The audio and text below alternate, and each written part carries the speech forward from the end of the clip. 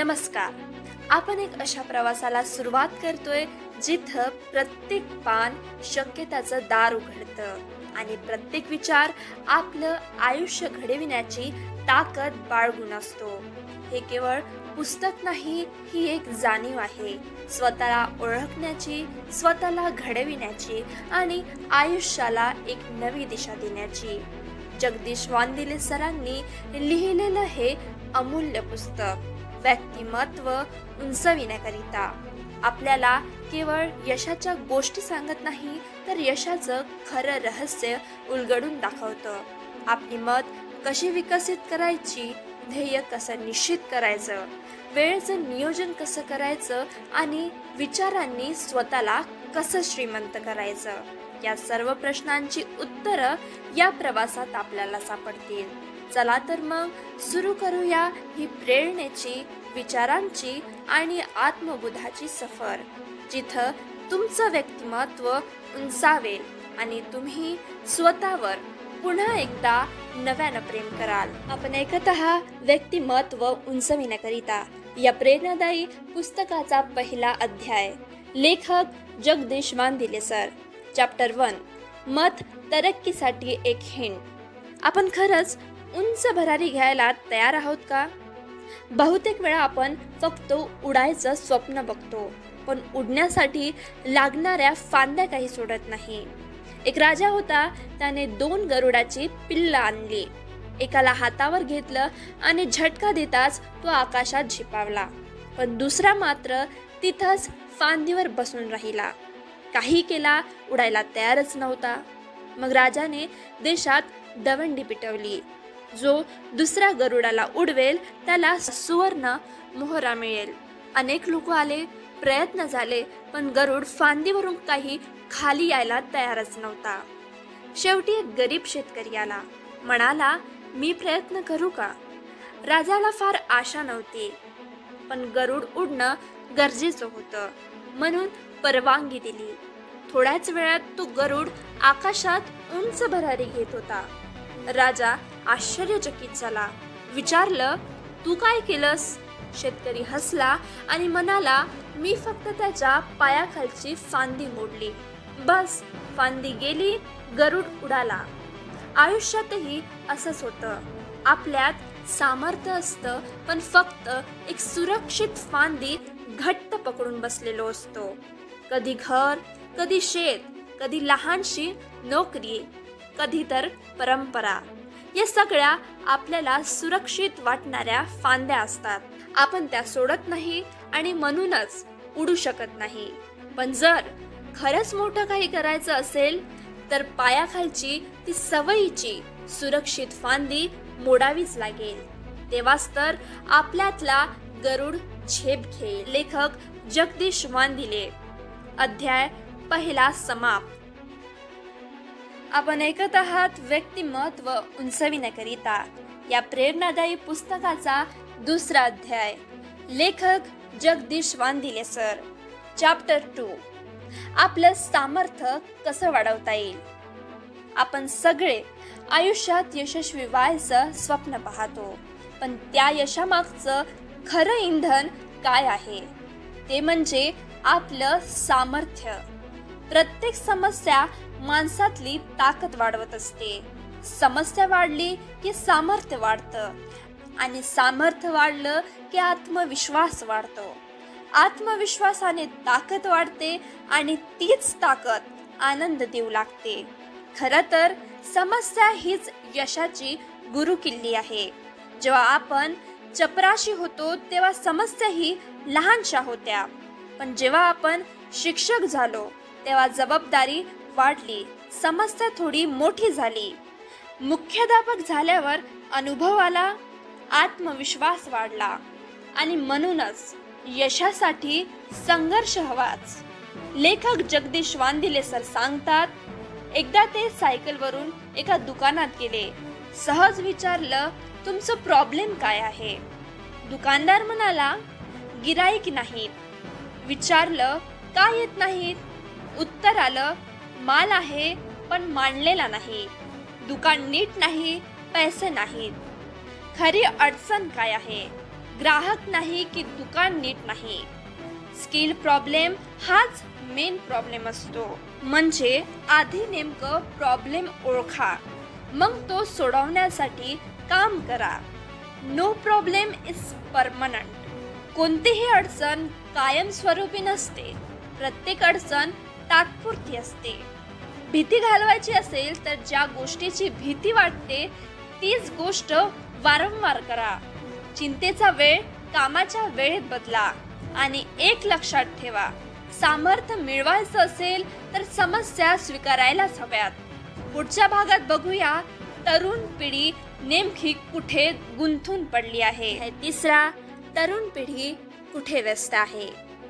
आपल्याला वाटतं तरुण पिढी ही देशाचं भविष्य आहे, पण मग खरंच ही पिढी सध्या कुठे गुंतली आहे. 10वी-12वीच्या वर्गामध्ये की कॉलेजच्या भव्य पोस्टरमध्ये एकमेकांना इम्प्रेस करायला तासनतास वेळ देणे, पण स्वतःच्या भविष्यासाठी वेळ आहे का त्यांच्याकडे. आजची तरुणाई व्यस्त आहे जत्रा, नाच गाणी, फॅन्सी ड्रेस, ट्रेंडिंग व्हिडिओमध्ये, पण स्वतःचं करिअर कुठं जात आहे हे लक्षात घेतलंय का कधी.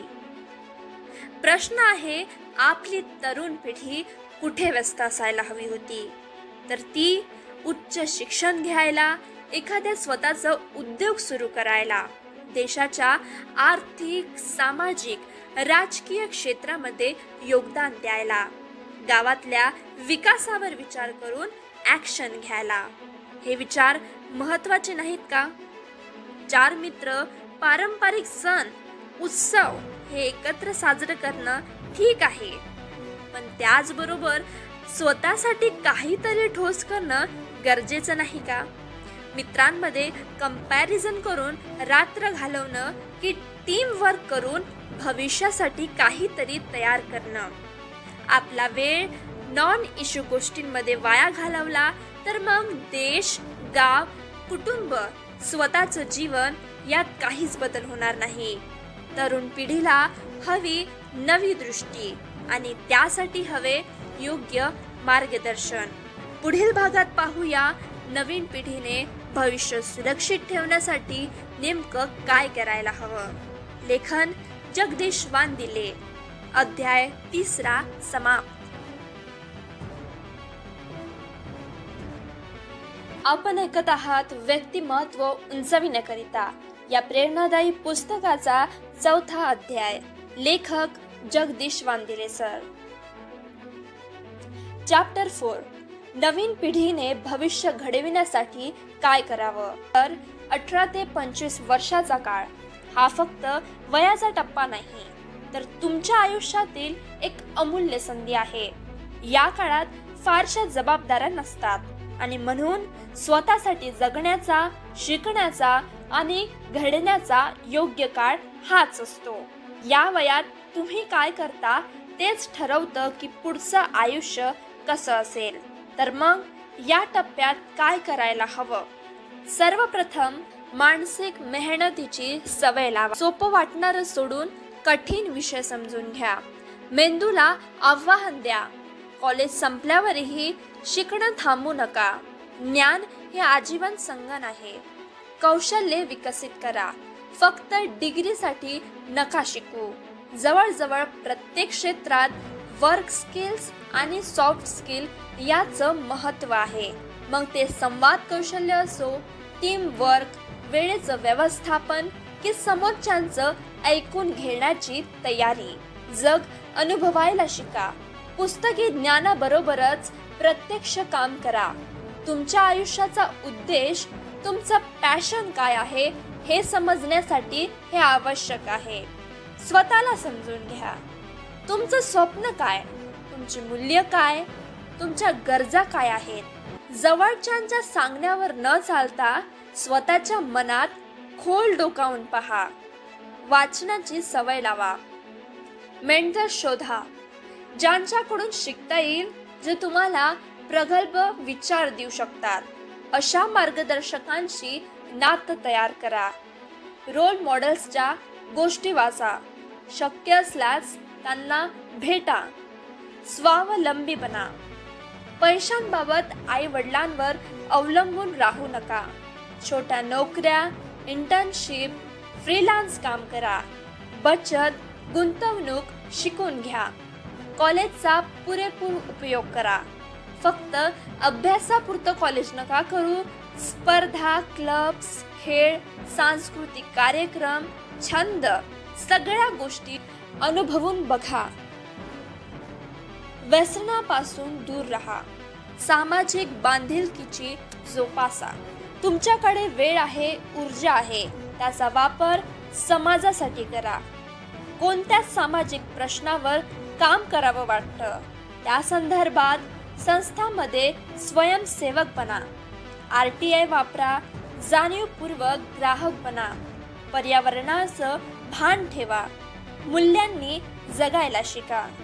आयुष्यातील जोडीदार निवडताना फक्त शारीरिक आकर्षण नव्हे तर विचारांची एकरूपता, स्वप्नांची सुसंगती आणि सहवास समृद्ध करणारा आहे का हे पहा. जोडीदार हवा, पण त्याही पेक्षा स्वतः चांगला जोडीदार होण्यासाठी प्रयत्न करा. आणि शेवटी सामाजिक प्रश्न सोडवू इच्छित असाल तर नेमकं कोणता प्रश्न सोडवायचा आहे, का, कसा, कुठल्या पद्धतीने याचा अभ्यास करा. कसोटीला लावा. शक्य तितक्या स्पष्टपणे विचार करा आणि मग करून बघा. हा काळ फक्त मजा करण्यासाठी नव्हे तर स्वतःला घडवण्याचा आहे. जेव्हा तुम्ही स्वतःवर काम करता तेव्हा तुम्ही तुमचं भविष्य घडवत असता. तर मग विचार करा, मी कोण होणार आहे. आपण ऐकत आहात व्यक्तिमत्व उंचविण्याकरिता या प्रेरणादायी पुस्तकाचा 5वा अध्याय. लेखक जगदीश वानदिले सर. चॅप्टर 5. गरिबी मागचं खरं कारण. गरीब राहणं ही परिस्थिती असते, पण कायम गरीब राहणं ही एक निवड असते. आपण म्हणतो सरकारच काही कामाचं नाही, सिस्टमच बिघडलंय, नशीबच खराब आहे. पण थांबा, खरंच फक्त तेच जबाबदार आहेत का, की आपणही काही चुकलोय? कोणत्या गोष्टीमध्ये आपला वेळ जातो, कशामध्ये मन गुंतलेलं असतं हे ठरवतं आपल्या समाजाची स्थिती. अनेक तरुण मुलं दिवसभर व्हॉट्सॲप ग्रुपवर नको त्या गोष्टी शेअर करतात. बॅनर, फ्लेक्सेस लावतात. गल्लीत DJ लावतात. दंगल, मोर्चे, रॅलीत यात सामील होतात आणि तेही समज न घेता, फक्त गर्दीचा एक छोटा भाग बनून. यात ना ध्येय आहे ना दिशा. म्हणूनच त्या समाजाला गरिबीपासून सुटका नाही. आणि मग त्या समाजातल्या महिला, ती काय घालते, हिला कोण भेटतं, बचत गट की वडापाव मंडळ या गप्पात दिवसभर. हे सगळं म्हणजे अनप्रोडक्टिव्ह लाईफ. पण आता बघा, ज्या समाजात शिक्षणाला प्राधान्य आहे, जिथं तरुण मुलं IIT, IIM आणि स्किल एज्युकेशन, व्यवसाय शिक्षण, इंग्रजी, व्यक्तिमत्व विकास, वाचन, भाषण, स्पर्धा, उद्योजकता यात वेळ घालवतात, जिथे तरुण share market, investment, foreign education, career building यात व्यस्त असतो, जिथे महिलाही विकासासाठी, शिकण्यासाठी स्वतंत्र पावलं उचलतात. तो समाज गरीब राहतो का? नाही, कधीच नाही. कारण काय? तो समाज विचारांनी श्रीमंत असतो. त्यांची पावलं भविष्याकडे वळलेली असतात. त्यांच्या वेळेची किंमत असते. त्यांच्या डोळ्यामध्ये स्वप्न असतात. त्यांच्या कृतीमध्ये परिवर्तन असतं. म्हणून विचार करा, मी कुठं गुंतलोय, मी कुठे जातोय आणि मी माझ्या समाजासाठी काय उभं करतोय. समाज घडवायचा असेल तर पहिलं पाऊल स्वतःपासून टाकावं लागतं. गरिबीचं खरं कारण बाहेर नाही, तर ते आपल्या विचारात आणि वागण्यात लपलेलं असतं. म्हणून आजपासून बदल सुरू करा. स्वतःला बदला, तर समाज बदलायला वेळ लागणार नाही.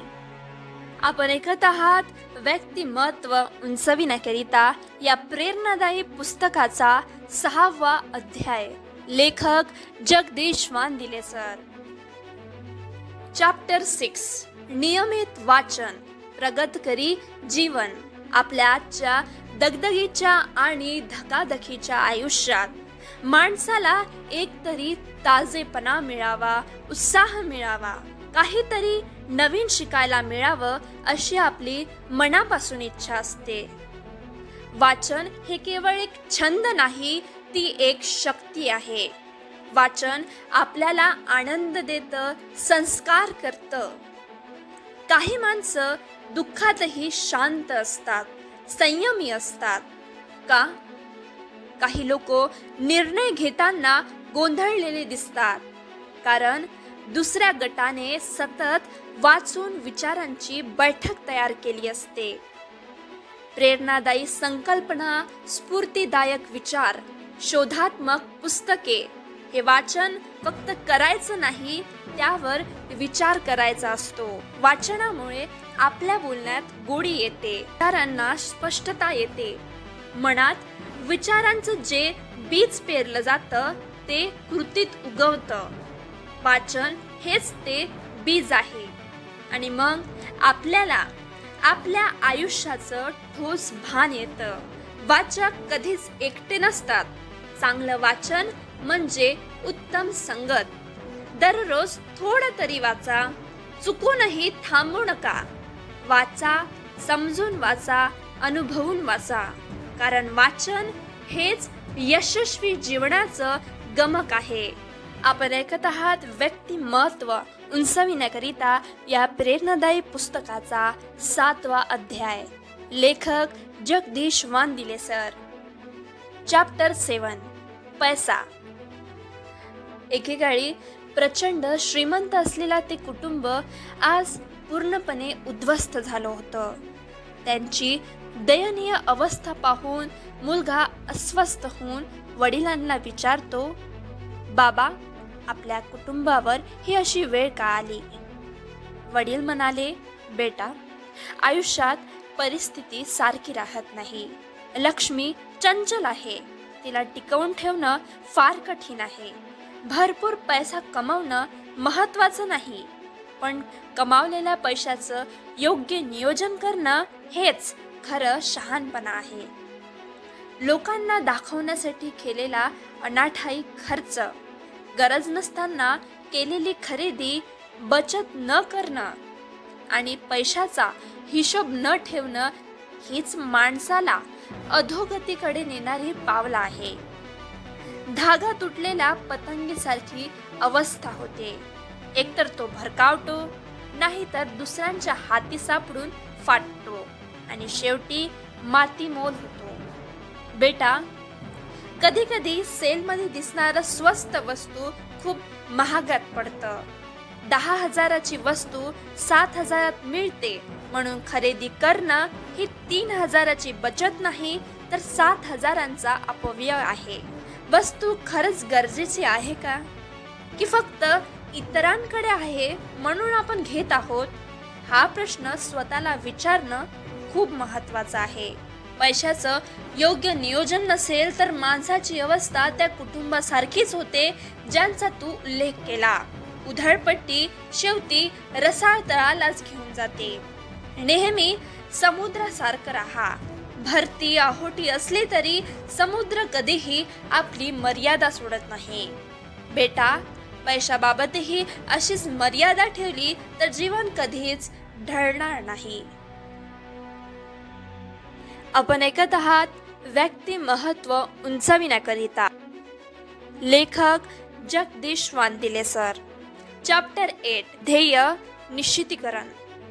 आयुष्य हा खेळ आहे, बास्केटबॉल सारखा. या खेळामध्ये जो जितके जास्त गोल करतो तो विजेता ठरतो.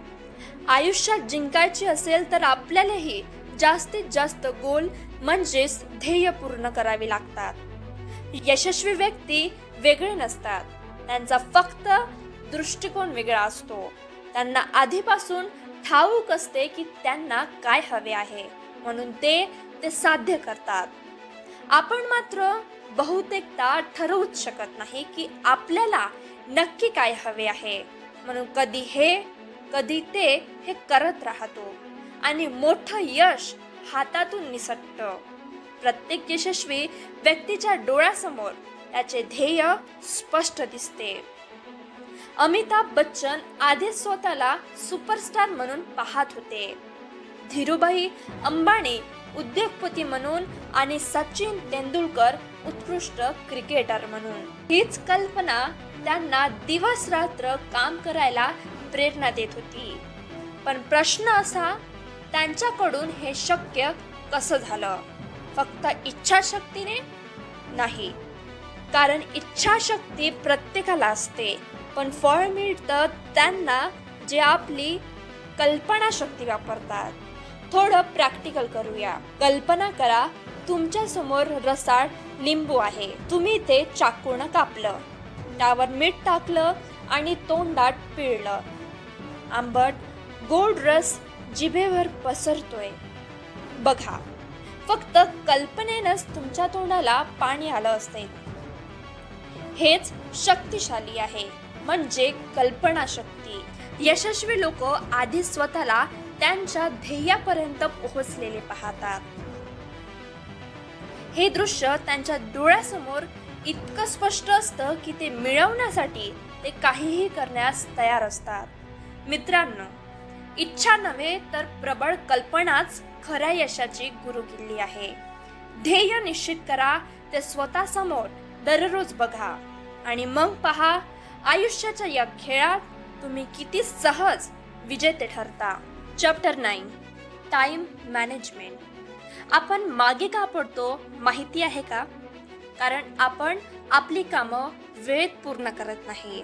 जर आपण योग्य वेळी योग्य काम केलं असतं तर आज आपण नक्कीच इथून पुढे असतो. जन्माला आल्यावर प्रत्येकाला 24 तासच मिळतात. ना कुणाला जास्त ना कुणाला कमी. पण ज्याने हे 24 तास योग्य पद्धतीने वापरले ते पुढे जातो आणि ज्याने वेळ वाया घालवली तो मागे राहतो. आपण नेहमी ऐकतो टाइम इज मनी, पण खरं तर वेळ पैशापेक्षा मौल्यवान आहे. पैसे गमावले तर परत मिळू शकतात, पण एकदा वेळ हातातून निसटली तर ती पुन्हा कधीच मिळत नाही. Yesterday is a bounce check, tomorrow is promissory check, पण today is cash. Use it wisely.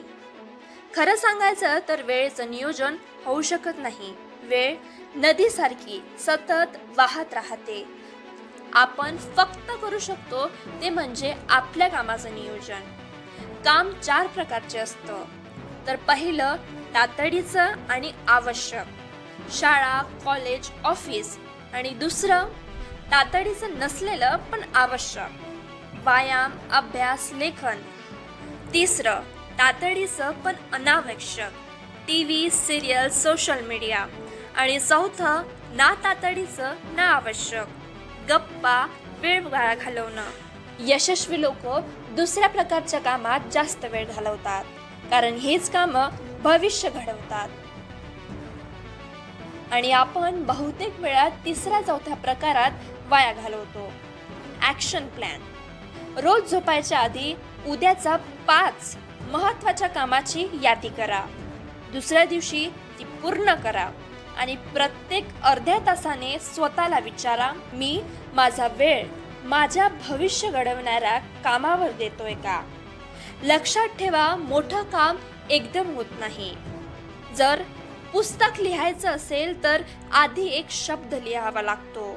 त्या शब्दातून वाक्य आणि वाक्यातून परिच्छेद आणि त्या परिच्छेदातून पुस्तक तयार होतं. मित्रांनो, वेळ थांबत नाही, ती आपल्यावर अवलंबून नाही, पण आपल्या कामाचं नियोजन ते फक्त आपणच करू शकतो. आजचा वेळ जपा, कारण हाच वेळ तुमचं उद्याचं भविष्य घडवणार आहे. चॅप्टर 10, विनाशाचे खरे कारण आळस. निसर्गाचा नियम अगदी सोपा आहे. कुछ पाने के लिए कुछ खोना पड़ता है. यश हवं असेल तर आळस सोडावाच लागेल.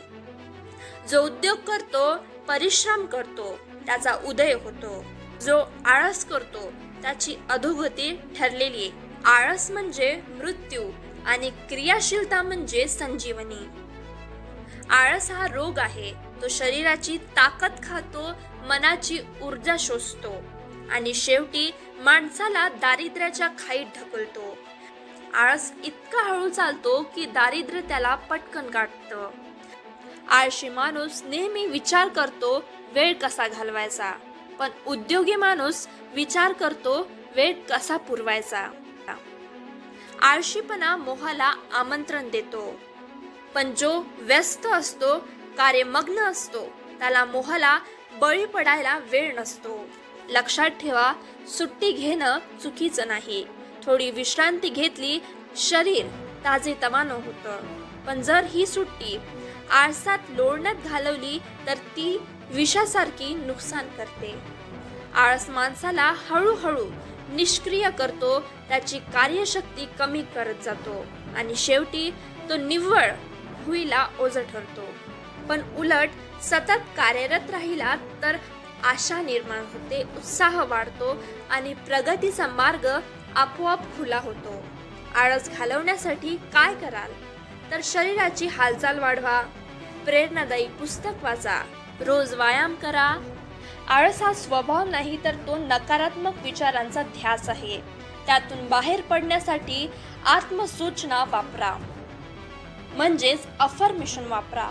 दररोज स्वतःला सांगा, मी वर्तमानात जगणार आहे, मी आळस मुक्त आहे, मी सक्षम आहे, मी तत्पर आहे. हे वाक्य सकाळी उठल्या उठल्या आणि रात्री झोपण्यापूर्वी किमान 21 वेळा म्हणा.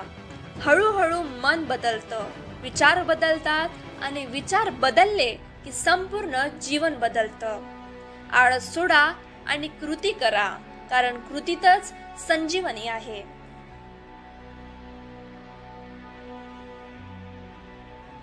चॅप्टर 11. विचाराने श्रीमंत व्हा.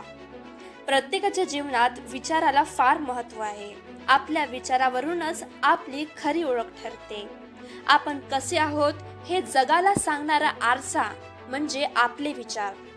पैसा कमावून आपण श्रीमंत होऊ शकतो, पण मोठे होऊ शकत नाही. मोठं व्हायचं असेल तर आधी विचाराने श्रीमंत व्हावं लागतं. आज सभोवताली एकच ध्यास दिसतो, तो म्हणजे पैसा, पैसा आणि पैसा. हो, हे पैशाने सुख सुविधा मिळतील, पण विचार नाही.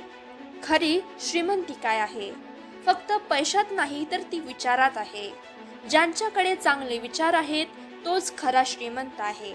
आज समाजात एक चुकीचा नियम तयार झालेला आहे. ज्याच्याकडे पैसा त्याचं ऐकावं, त्याच्या शब्दाला किंमत द्यावी, पण ज्ञान, विचार त्याला किंमत नाही. आज लोक पैशाने श्रीमंत झाले पण विचाराने नाही, पण विचाराने गरीब होत गेले. खरं तर जगातील सर्वात सुंदर गोष्ट कोणती असेल तर ती म्हणजे आपले विचार. विचारच बदल घडवतात आणि विचारच आपलं आयुष्य घडवतं. लहानपणी शाळेत आपण फळ्यावर सुविचार वाचले आणि आजही वर्तमानपत्रात सुविचार येतात. हे सगळं फक्त वाचण्यासाठी नाही तर ते आत्मसात करण्यासाठी आहे. म्हणूनच चांगले विचार बाळगा, सतत चांगला विचार करा. वाईट विचार आपोआप नाहीसे होतात. चांगले विचार आत्मसात करा आणि विचाराने श्रीमंत व्हा. चॅप्टर 12. जीवन जगण्याची कला. जीवन जगण्याची एक कला आहे. आपण तिन्ही काळामध्ये जगत असतो, वर्तमान काळ, भूतकाळ आणि भविष्यकाळ. लहान मुलगा तो फक्त वर्तमानात जगतो. त्याच्या चेहऱ्यावर नेहमी आनंद असतो. त्याच्यासाठी वर्तमानाचे क्षण हेच संपूर्ण जीवन असतात. तो खुलून हसतो, खेळतो, धावतो, रडायचं असेल तर रडतो, मनाचा भार हलका करतो. पण जसे जसे आपण मोठे होतो, घरचे सांगू लागतात, असं करू नको, तसं करू नको. मोठे मुले रडत नाहीत आणि अशा रीतीने आपल्या नैसर्गिक भावना दाबल्या जातात. याच दमनातूनच दुःख आणि तणाव जन्म घेतात. तरुण वयात आपण भविष्याचा विचार करत राहतो. डॉक्टर व्हा, इंजिनियर व्हा, वकील व्हा. ही अपेक्षा, ही महत्वाकांक्षा आपला वर्तमान गिळून टाकतात आणि मग वय वाढलं की आपण भूतकाळात अडकतो. आमच्या काळात असं नव्हतं, आम्हाला असं नको होतं. खरं म्हणजे आपल्या मनात असंख्य भावनाचे बीज दडलेले आहे, जसं राग, लोभ, मोह, माया, अपेक्षा आणि आशा.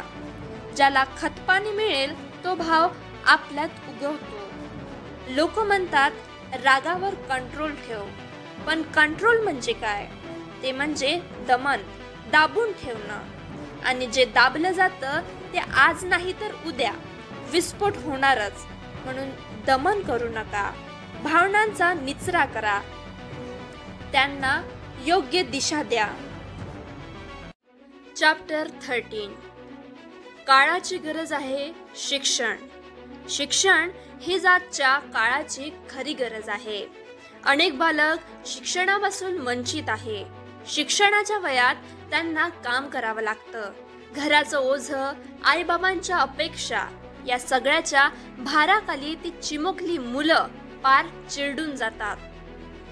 ग्रामीण भागातील स्थिती तर अजूनच वाईट आहे.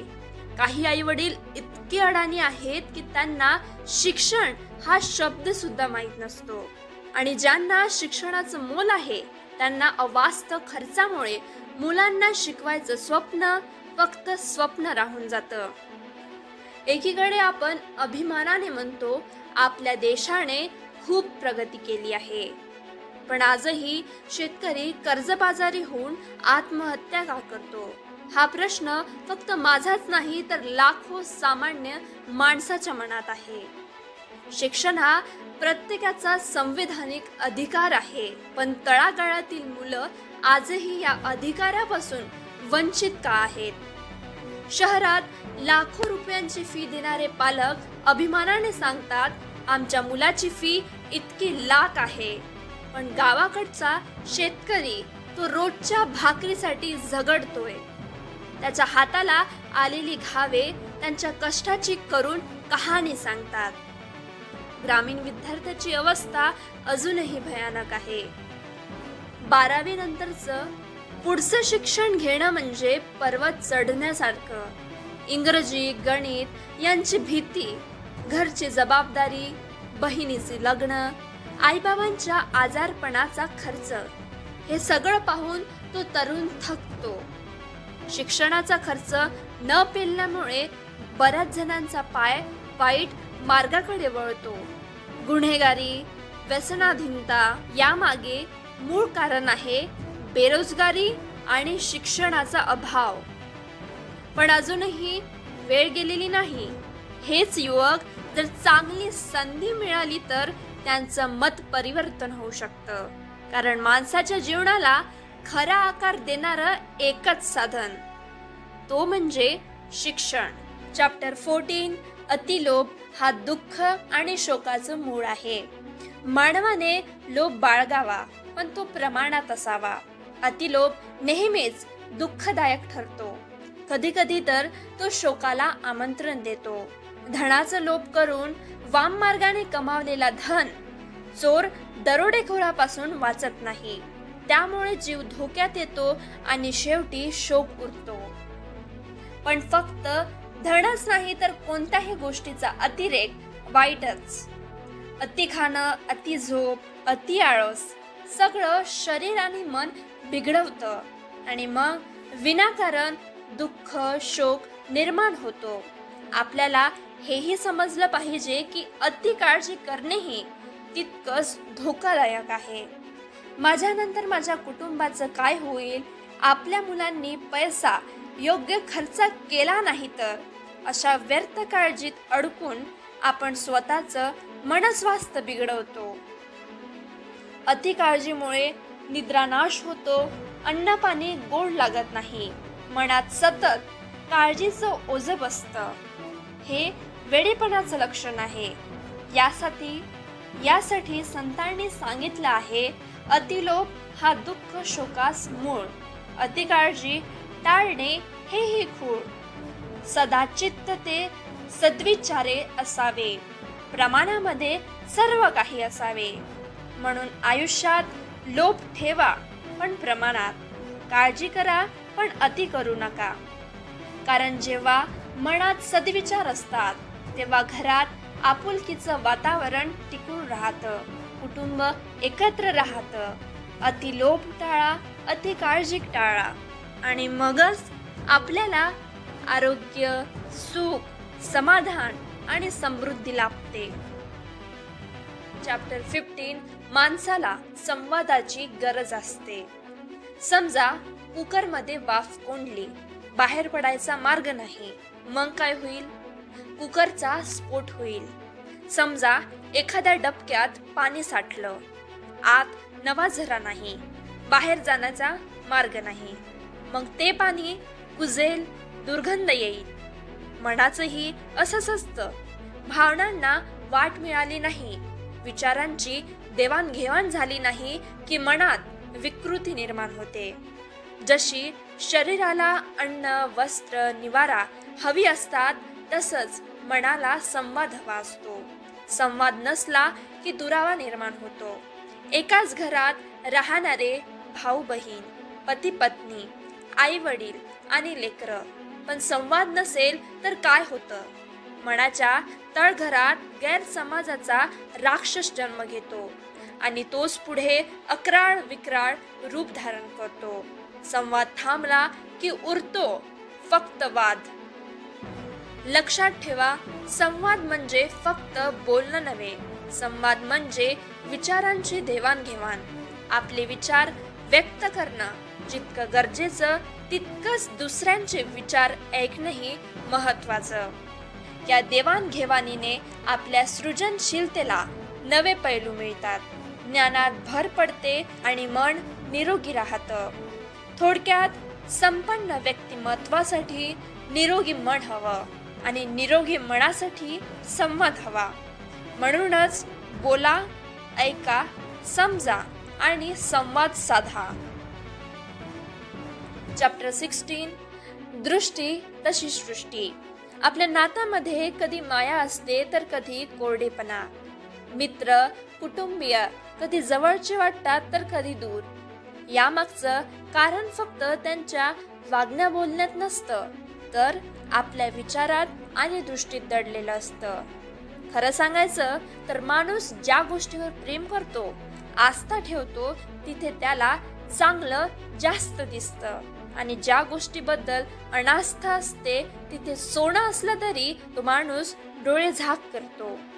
आपली दृष्टी तयार होते अनुभवाने, संस्कारांनी, समाजाने आणि कधी नकळत नकारात्मकतेने.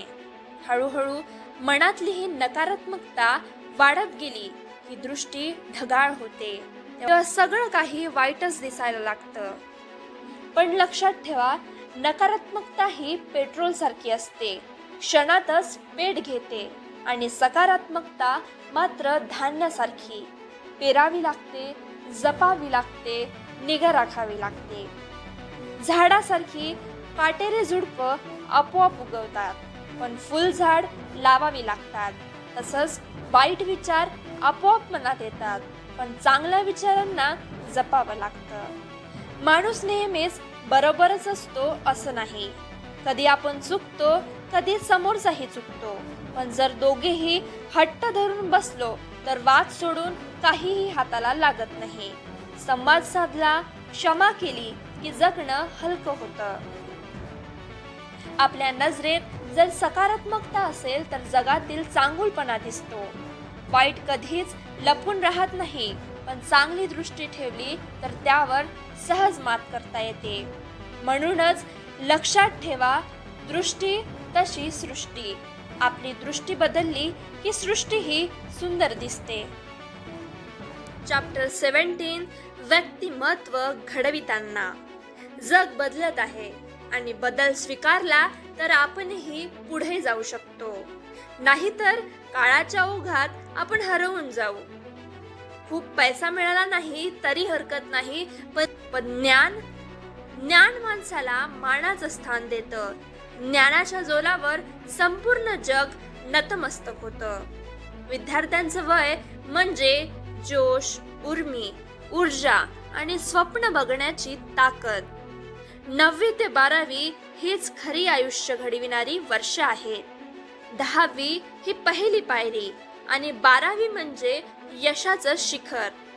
वेळ, मेहनत आणि चिकाटी एकत्र आली तर यश तुमच्याच हातात आहे. तुमच्या प्रतिभेने तुम्ही कुठल्याही क्षेत्रात मोठं होऊ शकता. लक्षात ठेवा, चांगले विचार, चांगल्या सवयी, चांगल्या कृती आणि चांगल्या कृतीमुळेच आपण खऱ्या अर्थाने चांगला माणूस बनतो. विचार हेच तुम्हाला उंचावर घेऊन जातात किंवा खाली खेचतात. तुमचं भविष्य, तुमचं यश हे सगळं ठरतं तुमच्या विचारातून, तुमच्या कृतीतून. म्हणूनच आत्मविश्वास ठेवा, प्रयत्न करत राहा.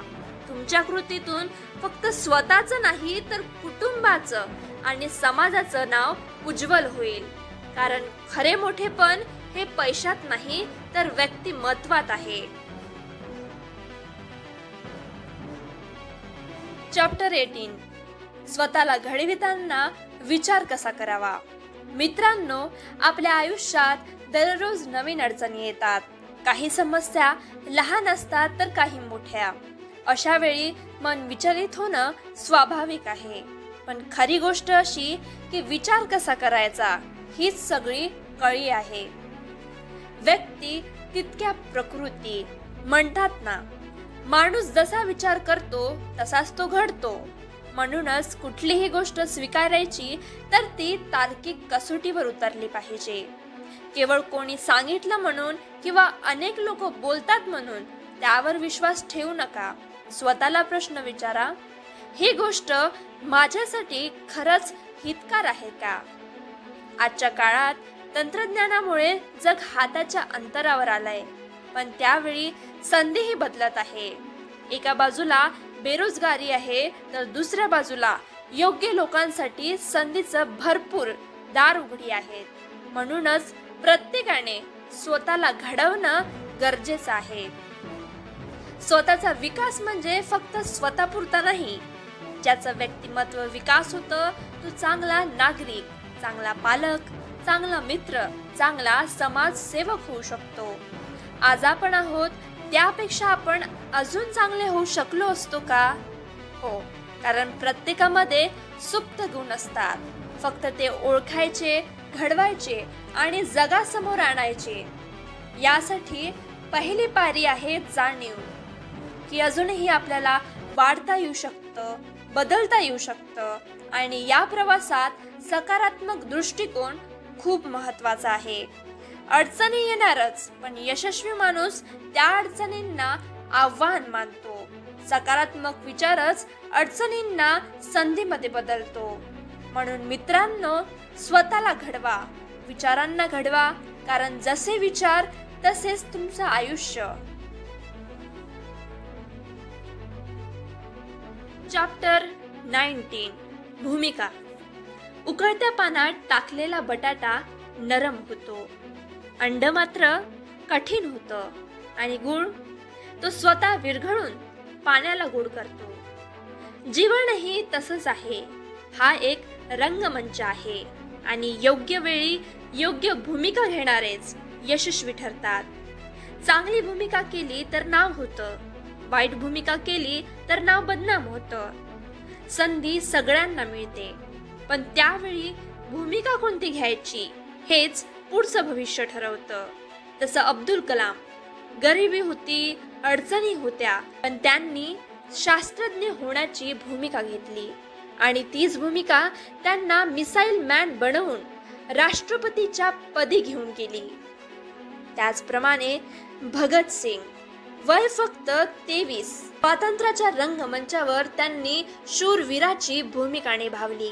परिणाम माहीत होता की मृत्यू, पण आजही अनंत काळासाठी अमर आहे. जीवनात ताकद, पैसा, विद्या याहीपेक्षा मोठं आहे योग्य वेळी योग्य भूमिका घेणं. यश अपयश नंतरचं असतं, पण भूमिका जर योग्य वेळी घेतली तर ती कायमची अजरामर होते. म्हणून मित्रांनो, या जीवन रंगभूमीवर आपण कोणती भूमिका घेणार हेच आपलं खरं भाग्य ठरवतं. चॅप्टर 20. अपूर्णता महत्वाची. जीवन म्हणजे पायऱ्यासारखं आहे. एक पायरी चढली की पुढची पायरी दिसते. सगळ्या पायऱ्या एकदम चढता येत नाही आणि ते गरजेचेही नाही. निसर्गाकडे बघा. झाड सरळ सोट वाढत नाही, वाकडी तिकडी असतात, पण तरीही सुंदर दिसतात. पक्ष्यांची किलबिल जर फक्त गाणारा पक्षीच आवाज करेल असा नियम असेल तर आपण ती गोड किलबिल ऐकली असती का? गरुड उंच भरारीक येतो, चिमणी थोडीशी सुटते, पण चिमणी त्याचा हेवा करत बसत नाही, कारण तिची अपूर्ण झेपही सुंदर आहे. रवींद्रनाथ टागोरांची एक कथा आहे. एक तरुण देवाच्या शोधात निघतो. हिमालयात त्याला एक झोपडी दिसते. त्यावर पाठी असते आणि त्यावर लिहिलेलं असते, हे देवाचं घर आहे. फार छोट्या वयाचं इतक्यातच त्याच्या मनात विचार येतो, शोध संपला तर जीवन निरर्थक होईल. खरी मजा शोधातच आहे आणि तो पुन्हा आपल्या मार्गाला निघतो. म्हणजेच परिपूर्णतेपेक्षा प्रगती महत्वाची. जीवन हे पूर्णविराम नाही, ते फक्त स्वल्पविराम आहे. एक दार बंद झालं की दुसरं उघडतं. म्हणूनच म्हणतात, परफेक्ट इज इम्परफेक्ट. अपूर्णतेतच खरी सुंदरता आहे. चॅप्टर 21. अपेक्षापूर्ती. आपल्या आयुष्यात प्रत्येक नातं सुंदर असतं. आई वडिलांना आपल्याकडून काहीतरी अपेक्षित असतं. मित्रांना वेळ हवा असतो. पती पत्नीला साथ हवी असते, तर मुलांना आपलं लक्ष हवं असतं. आईला वाटतं मूल रोज वेळेवर घरी यावं. मित्राला वाटतं त्याच्या प्रत्येक समस्येत आपण सोबत असावं. ऑफिसमधला बॉस म्हणतो काम वेळेवर पूर्ण झालं पाहिजे, आणि हे सगळं जुळवताना आपणच दमतो. जितक्या अपेक्षा पूर्ण करतो तितक्या त्या वाढत जातात.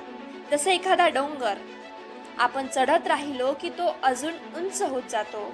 शेवटी श्वास घ्यायला त्रास होतो. म्हणूनच लक्षात ठेवा, सर्वांच्या अपेक्षा पूर्ण करणं अशक्य आहे. थोडं थांबलं तर लोक बोलतील, तू बदललास, तू कमी दिलास असं म्हणतील, पण त्यात अडकायचं नाही. माफक अपेक्षा नात्यांना गोडवा देतात.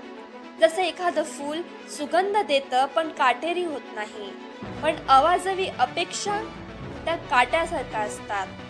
म्हणून स्वतःलाही जगा आणि इतरांनाही जगू द्या, कारण आयुष्य हे फक्त अपेक्षेपूर्तीसाठी नाही तर आनंदाने जगण्यासाठी आहे.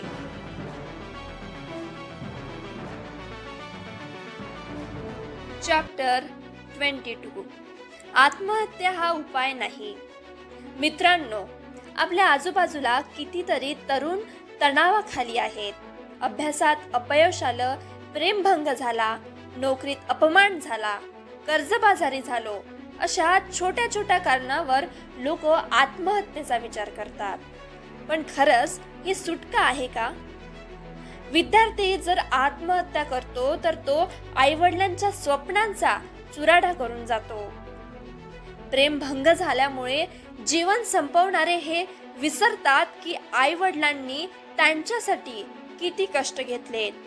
नोकरी किंवा व्यवसायात अडचणी आल्या म्हणून आपण जीवनयात्रा संपवतो, तर मग आपल्या घरच्यांचा अपराध काय? काही जण तर मुलांनाही संपवतात. पण ज्यांना या जगात जगायचं आहे त्यांचा जीव घ्यायचा अधिकार आपल्याला कोणी दिला? आजारी पडल्यामुळेही बरेच जण कंटाळून हार मानतात. पण जगणं थांबवणं म्हणजे समस्या संपणं नाही. खरं धाडस म्हणजे संकटाचा सामना करणं आहे. आत्महत्या करणाऱ्यांना वाटतं यातून सुटका होईल, पण खरी सुटका होतच नाही. उलट एकाच्या निर्णयामुळे पूर्ण कुटुंब उद्ध्वस्त होतं. म्हणून लक्षात ठेवा, आत्महत्या ही कमजोरी आहे, उपाय नाही. जीवन कितीही कठीण झालं तरी लढणं हा एकमेव मार्ग आहे. आज तुम्ही जर तणावात असाल तर कोणाशी बोला, मदत घ्या, कारण प्रत्येक अंधारानंतर नवं पहाटेचं ऊन नक्की उगवतं. चॅप्टर 23 सुख कशात असतं. आपण सगळे सुख शोधत असतो, पण खरं सुख कुठे मिळतं? पैशात का, की मोठ्या बंगल्यात, गाडीत की दागिन्यात? खरं तर सुख विकत मिळत नाही. सुख हे मनाच्या दृष्टिकोनात असतं. मन ज्या गोष्टीत रमते, जे काम आवडतं ते केलं, दुसऱ्यांना मदत केली, हसमुख राहिलो, तेव्हा सुख मिळतं. उदाहरण घ्या, एखाद्या मित्राला कठीण प्रसंगात आधार दिला किंवा आईवडिलांसोबत थोडा वेळ घालवला. हे छोटं छोटं आनंदच खरा सुखाचा झरा आहे. पैसा सुख मिळवण्यासाठी साधन आहे, पण तो कायमस्वरूपी आनंद देऊ शकत नाही. बंगले, कार, दागिने हे क्षणिक सुख देतात, पण मन शांत झालं, स्थिर झालं, तेव्हाच खऱ्या अर्थाने सुख मिळतं. व्यसन, वाईट सवयी, नकारात्मक विचार हे दुःख निर्माण करतात. सकारात्मक विचार, चांगल्या पुस्तकाचं वाचन, संतांचा आदर्श घेणं हे मनाला शांती देतं. आयुष्यात चढ उतार येतातच, पण संयमाने त्यांना सामोर गेलो तर तिथूनही आत्मिक सुख मिळतं. थोडक्यात सुख हे बाहेर कुठे नाही, तर ते आपल्या मनातच आहे. कस्तुरी जशी मृगाच्या पोटात असते, तसं सुख आपल्या आतच आहे. फक्त ते मानून जगायचं आहे.